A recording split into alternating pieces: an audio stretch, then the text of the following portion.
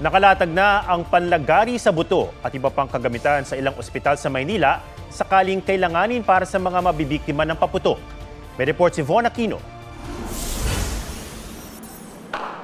Maagang ipinakita sa amin ng Jose R. Reyes Memorial Medical Center ang mga kagamitan pang-opera sa mga mabibiktima ng paputok. May orthopedic handset at bone saw. Ito ang ating pamputol ng daliri, pero kung mahirap talaga, pwede natin gamitin ng lagari ng bone saw. At kapag nabalian ng pasyente, Itong mga to, kinakabit siya sa labas ng balat, parang ganito. Okay? Kumbaga, para siyang antena. No? Pero ito, ginagamit natin ay drill para pumasok sa buto yung mga pins natin. nagtalaga rin sila ng fireworks-related injury area. Dito gagawin yung assessment, initial treatment sa pasyente at pagtuturok sa kanila ng anti-tetanus at antibiotics. Naka-standby na rin ang operating rooms para sa mga malalang injury.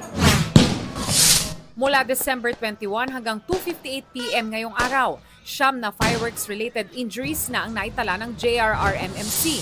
3 rito ang mismong nagpaputok.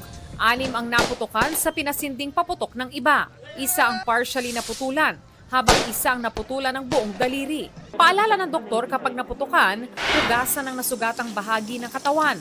Running water muna, lagyan ng malinis sa tela o gasa at dalhin niya po agad sa ospital.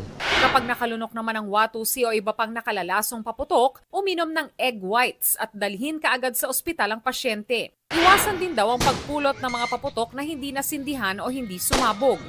Ang paputok ay panandali ang kasiyahan, no? Pero mawalan ng daliri, panghabang buhay po yan. Kaysa magpaputok, magkaraoke na lang o gumamit ng iba pang pwedeng makalikha ng ingay sa pagdiriwang ng bagong taon. At ang pinaka-safe at masaya, sa Divisoria may nagtitinda na ng torotot. Iniiwasan po namin yung paputok kasi syempre hindi po natin alam yung mga aksidente sa mga bata. Medyo matumal po, madam. Kasi maraming kompetensya. Von Aquino nagbabalita para sa GMA Integrated News. Huwag magpahuli sa mga balitang dapat niyong malaman. Mag-subscribe na sa GMA Integrated News sa YouTube.